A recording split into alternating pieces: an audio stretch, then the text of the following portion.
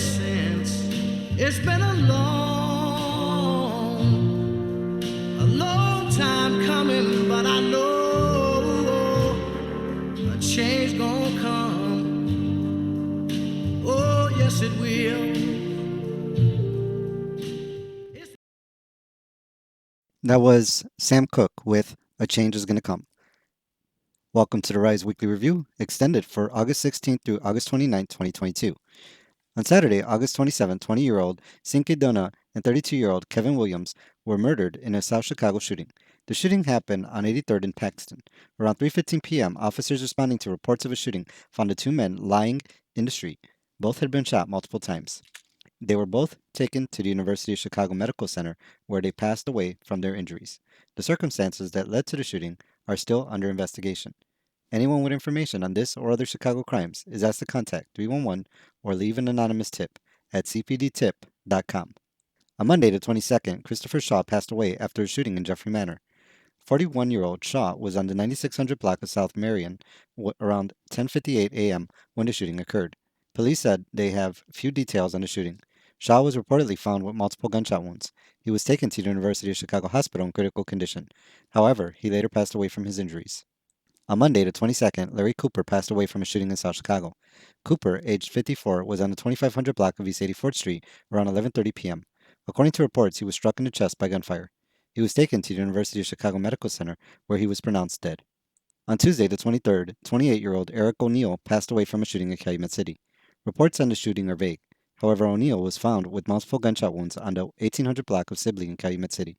O'Neill, who was from the 1200 block of Independence Boulevard in Chicago, was taken to Franciscan Health Hospital in Hammond, where around 2:40 p.m. he passed away from his injuries. On Tuesday, the 16th, 25-year-old Larry Nelson passed away from a shooting in Calumet City. Details on the shooting are scarce. However, reports state Nelson, who was from Streamwood, was found with a gunshot wound on the 1600 block of Astor Street. He was taken to Franciscan Health Hospital in Hammond, where he passed away from his injuries shortly after 7 p.m. On Sunday, the 28th, a 24-year-old man was shot in South Chicago. The man was sitting in a car around 10:48 a.m. on the 8800 block of South Burley near the Millgates when a car pulled up next to him and someone opened fire. The man was grazed by a bullet to the back of the head. He drove himself to Trinity Hospital and was last reported in good condition. On Monday, the 29th, a 15-year-old girl was shot on 88th and Commercial. The teen was in a vehicle around 1:01 a.m. when someone in a white SUV pulled up along the side and opened fire before speeding away. The teen was struck in the right calf. She was taken to Coleman Children's Hospital and last reported in good condition. On Tuesday, the 23rd, a 15-year-old boy was shot in South Shore. Around 6:20 a.m., the teen was on the 1800 block of East 71st Street when someone began opening fire. He was struck in the right leg and left arm. He was taken to the University of Chicago Medical Center, where he was last listed in good condition. On Saturday, the 27th, a 48-year-old man was left in serious condition after a shooting in South Deering. The man was in an alley on the 10500 block of South Yates around 12:11 a.m. According to reports, someone fired a shot, striking the man in the face. The man drove himself to the 4th District Police Station and asked for help. He was taken to the University of Chicago Medical Center, where he was last reported in serious condition. The body of Dexter Sain was recovered after a boating incident. 36-year-old Sain and 36-year-old Curtis Heron went missing on July 26 after the boat's navigation system and battery died, but a tugboat was never able to find them. A search by the Coast Guard was also conducted, but until recently, neither was found. The two had last been seen leaving the East Chicago Marina in a boat that Heron had purchased. Heron is still missing. During the week, news broke about a car accident near the intersection of Calumet Avenue and 131st Place in Hammond. The crash occurred roughly around 4:15 p.m. Drivers of the two vehicles involved, 27-year-old Desmond Anthony Torres and 43-year-old Victor Ocampo de Leon y Peña, were both severely injured. They both passed away from blunt force trauma as a result of the accident. A passenger in one of the vehicles was also severely injured. Police state that reckless driving was the cause of the accident, but no further details were given. Ocampo was remembered as a loving husband, incredible brother, and thoughtful son who loved to play jokes and pranks. He was the father of 5 who came to the U.S. from Guerrero, Mexico. Torres had 1 child and was remembered as a kind-hearted young man with an amazing spirit. On Tuesday the 23rd, Tavis Dunbar was charged in the murders of 3 men using a car in South Shore. Dunbar, aged 34, was accused of running into the 3 men using a vehicle on August 14th outside the Jeffrey Pub located at 7041 South Jeffrey.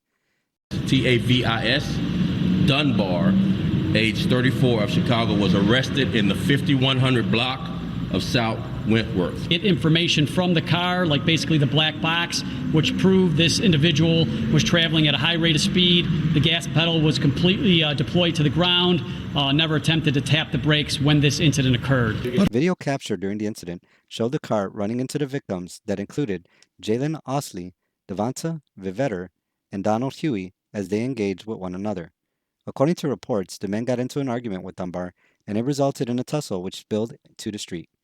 Dunbar got into his cousin's silver sedan and drove off.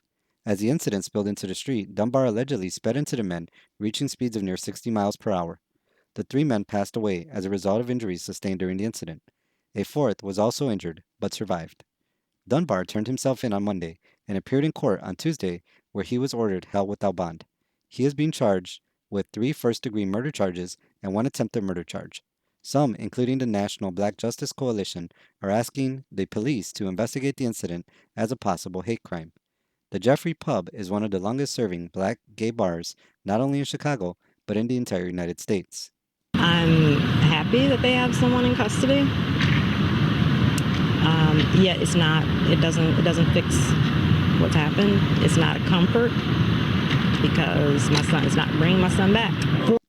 On Friday the 22nd, 24-year-old Justin A. Gomez was arrested and charged with attempted murder. According to reports, Gomez was arrested after causing a disturbance at the emergency room in St. Catherine's Hospital while police were gathering information on a shooting. The shooting had occurred at El Sombrero Bar, located at 2001 Broadway in the Harbor earlier Friday. During the shooting incident, a 43-year-old man was struck in the chest, abdomen, and right arm. He was initially at St. Catherine's but later taken to Chicago Area Hospital. While the victim and officers were in the emergency room at St. Catherine's, Gomez reportedly entered the lobby and started to cause a disturbance. Officers were attempted to calm Gomez down when someone identified Gomez as the shooter in the incident. He was charged with felony attempted murder, aggravated battery, battery by means of a deadly weapon, and battery resulting in serious bodily injury. According to the Northwest Indiana Times, he was released after posting $8,000 cash of his bond. Gomez has a hearing set for September 12th. During the week, news broke out of an attempted appeal by 46-year-old Ronald Gee for a murder resulting from arson in Hammond. Gee, who is from Berwyn, was convicted last year for murder and 2 counts of arson after starting a fire on April 14th of 2018. The fire was set at the home of Gee's estranged wife's boyfriend's mother, located at 19 Doty Street in Hammond. According to reports, Gee was upset with his wife Robin Gee for spending the night with her boyfriend Michael Young at his mother's, Brenda Poole's, home. Ronald Gee had reportedly threatened to have Robin Gee's children taken away due to neglect, to which Robin replied, "Over my dead body." Ronald Gee reportedly replied, "That could be arranged." Ronald Gee later drank at a bar before searching for directions to the home, then stopped at a gas station and set fire to the porch. The fire spread through the home where Poole died. Young and Robin Gee were also injured. Ronald Gee appealed the conviction on testimony by Robin Gee used to identify him as a person in a vehicle seen lighting the fire. His sentence of 55 years was upheld by the appeals court. 27-year-old Anaya Harrison was charged during the week for a stabbing in South Shore. According to reports, police identified her as the person who stabbed a 25-year-old woman on June 29th on the 6800 block of South Paxton. The 25-year-old woman was left in serious condition from the wounds she received. Harrison was charged with 1 felony count of first-degree murder. The Chicago Police Board voted on Friday the 19th to fire Officer Luis Garcia, who was accused of choking and beating a man during an arrest in 2019. The board voted 5-2 to fire Garcia for the incident, which occurred on 89th and Commercial. The board found that Garcia not only beat and choked the man, but didn't record the full arrest on his body camera and lied in his report of the arrest. According to reports, the incident began after a man was acting erratically in the street. The man allegedly used a racial slur against Garcia. Garcia allegedly placed his hands around the man's neck for more than 10 seconds before his partner intervened to stop him. Once the man was in the police car, the man allegedly tried to bite the officers from the back seat when Garcia hit the man in the face with his elbow. Garcia was criminally charged with official misconduct by the Cook County Prosecutor's Office. A judge acquitted Garcia of all charges in April. Garcia's lawyer claims the board had the facts wrong and was advising Garcia to appeal the dismissal. A federal lawsuit filed against Garcia accused him of assaulting the same man in a July 2007 arrest. The case was settled out of court. According to the Invisible Institute, Garcia has been named in other lawsuits pending from allegations of excessive force to creating false charges. Superintendent David Brown recommended Garcia for dismissal along with his partner, Manuel Giron, and 2 other officers for failing to adequately review reports of the incident. Giron was given a 20-day suspension and the 2 other officers were reinstated. During the week, reports emerged about U.S. steelworkers and the Ohio-based steelmaker Cleveland Cliffs reaching a deal on a new 4-year contract. The union, which represents over 12,000 members at 13 Cleveland Cliffs locations, reached a deal that covers sites including Burns Harbor, East Chicago, New Carlisle, and Riverdale in Illinois. The deal is expected to improve wages and health insurance coverage for workers and retirees without increasing costs. The company has also committed to investing $4 billion in facilities operated by union workers over the term of the agreement to improve working conditions. The deal still requires ratification from the union.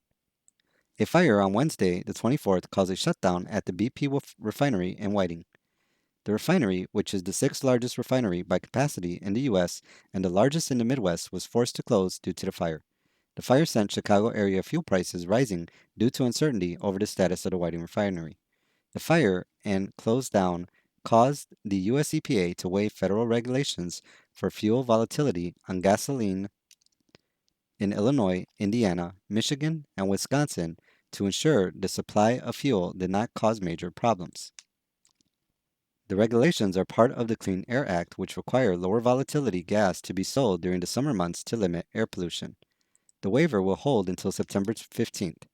During the week, workers have begun repairing and restoring power to an electrical system which was linked to the fire. As of Monday the 29th, BP is estimating the refinery would open in 2 to 3 days. No one was injured during the fire. Fifth Ward Alderwoman Leslie Hairston announced she will not run for re-election in 2023. Hairston represents the most northern end of South Shore near the Cultural Center.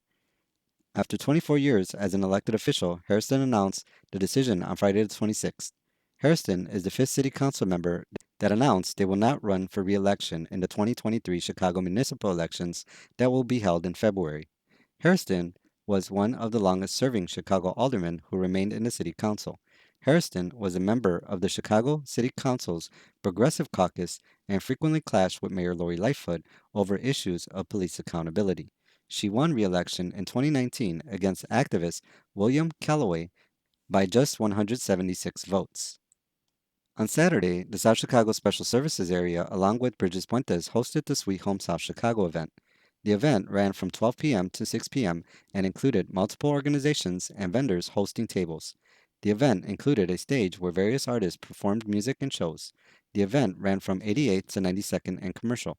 A free school supply giveaway was hosted at the event. A South Shore Community Garden Summer Jazz Series event was held over the week. The event, held at the South Merrill Community Garden located on 7030 South Merrill Avenue, was held on Sunday at 5 p.m. The Jazz on the Green concert series included performances by the Myra Raven Sextet. The performance closed out the inaugural season of the Community Gardens Jazz on the Green series that saw performances over the year by Illville Vanguard, Margaret Murphy Webb, and Boykin and his project, Ducebo, which performed on Friday the 19th. The event is aimed to bring culture to the block, according to event organizer Iona Rivers. A future event at the Garden is being planned for September 16th and an additional event on the 17th where poet Tara Betts will read excerpts from Refuse to Disappear. Whiting, Indiana is planning the first ever area Empanada Fest. The Whiting Hispanic Heritage Organization is planning to host the fest near the Whiting Lakefront Park on September 10th from 11 a.m. to 10 p.m. The fest is part of a collaboration between the Whiting Parks Department and the Whiting Hispanic Heritage Organization. The organization was formed at the start of this year by City Councilwoman Rebecca Unate Michco, whose parents both came from Mexico. The festival will include music, bands, dancing, and food. Empanadas are Latin American pastries that are fried and include fillings similar to pierogies, wontons, and calzones. Other foods and authentic Mexican and other Latin American desserts will be served. The fest will be hosted right before the start of National Hispanic Heritage Month, which runs from September 15th to October 15th. Admission will be free.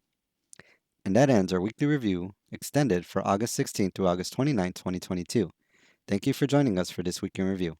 Peace. Lord, there've been times